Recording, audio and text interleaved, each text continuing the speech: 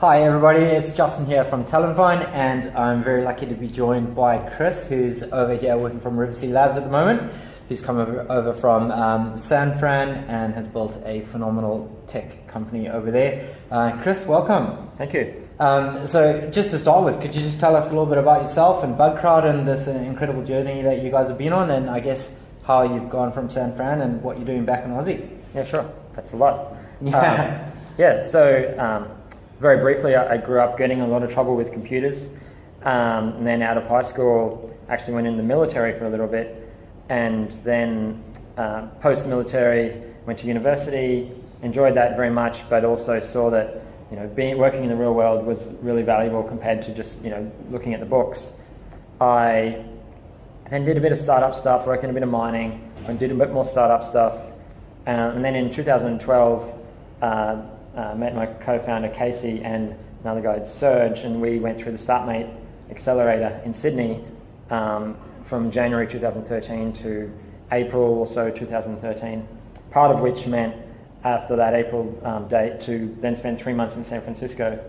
So we were a security product. We do crowdsourced security testing, meaning we basically go out to companies and say, hey, we want to help you find freelance hackers to hack you and pay them money to do that.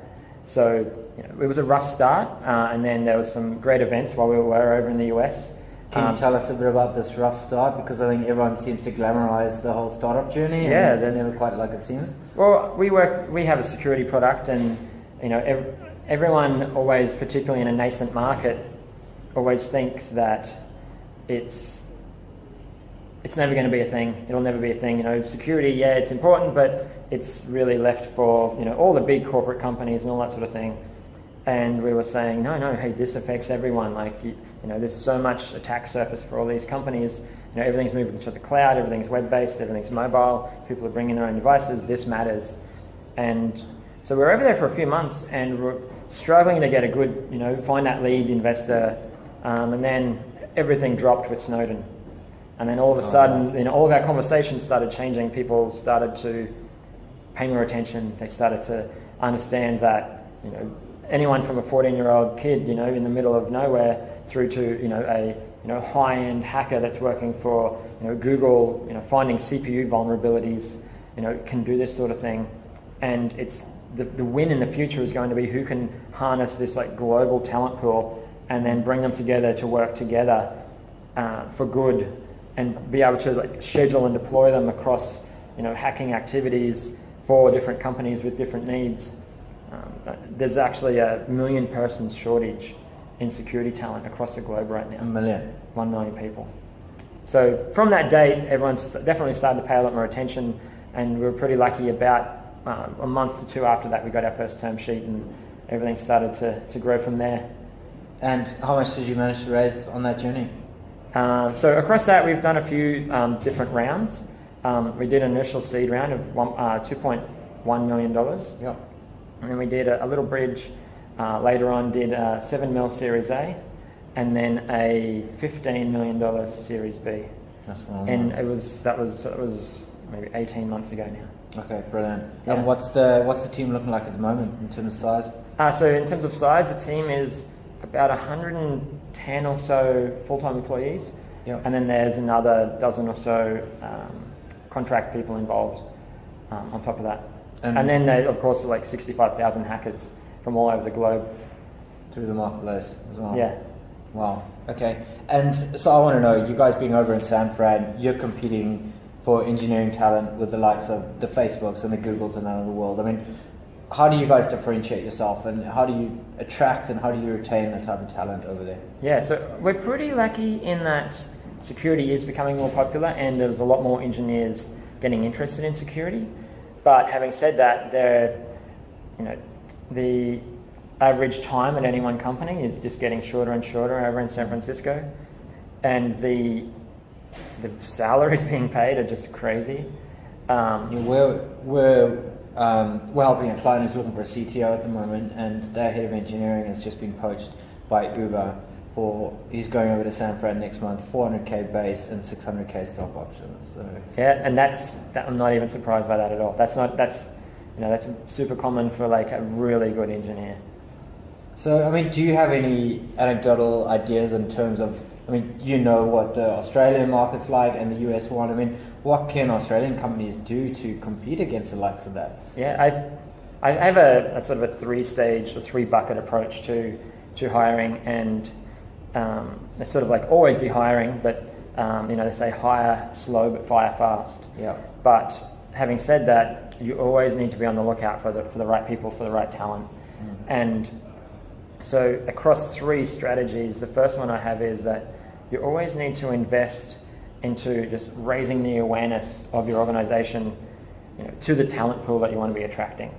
As a bonus, it creates general brand awareness, and then also put your foot down as, hey, we are a technical company, or a company who has the best talent for doing this type of thing, which then reinforces your message out to your customer base and to your potential customers. And I actually like to split the budget over the year across these three pools. So if you look at how much would you spend hiring over a single year, if it was, just say it was 60K just in cost to hire, that if you would actually say you're spending 20K a year against just promoting yourself as a technical excellence company, a center of excellence from the tech we use, the people we bring in, and that could go anywhere from like sponsoring meetups to Tan to do it really well, like putting on hackathons, offering putting some beers on afterwards if that's what people are into, lots of swag, so now even if you're not there, like your company is being promoted by your fan base, even if they're not necessarily your employees yet. Yeah. That barbecue talk. How do people talk about your company when they're at a barbecue with other people? Yeah, exactly. And so much of it comes from that whole kind of experience from the moment they start applying and everything as well. And just going back slightly, one of the things that you mentioned was, you guys position yourself as, a company of excellence. So that whole employer branding thing is something that a lot of people are, companies are starting to cotton on to now. But what we find so often is founders and the leadership team so often have this very aspirational view of what a company is like to work at. We're so groundbreaking and innovative, and you're going to be working with the most amazing tech, and that's what they tell people as part of the interview process. They come join the company, within 2 weeks they realize actually this is nothing like what was sold to me, and they end up leaving. Yeah. So, how did you guys actually accurately communicate exactly what you guys were doing? Well, I think one of the big things there is like we utilize the team to do that as much as possible, because then it's coming from the horse's mouth, making sure that through that process, it's never the grass is greener on the other side until you get there. Make sure that you're actually open about what you've got. Some people don't necessarily have to have the be moving to this. It's perfect. They'd have nothing to do. Yeah. So understanding, hey, here's this person, how can they actually benefit us in our journey to get to what aspirationally will be this perfect code base that's ultra scalable, using all the latest tech all the time, but then also say, but this is how we work, this is how we choose the technologies, have your team be able to reinforce that, and actually dangle it as a carrot in that, we've got some stuff here that it doesn't perform so well. We're hoping you can be part of the solution to that. Yeah. So people, engineers love these challenges. People across the board, not just engineers. And that's great. And that sort of leads to this second bucket, which is then offering internal referrals. Because if the first level is you're encouraging your teams to attend meetups, team members to attend meetups, to be doing the barbecue talk. But now at a second step, if you're now incentivizing them with okay, hey, here's a $500 bonus to your own existing team member, to actually get that person not just at a barbecue or at a meetup, but get them in for lunch, and have a meet up with some of the team, demonstrate some of the things you're working on.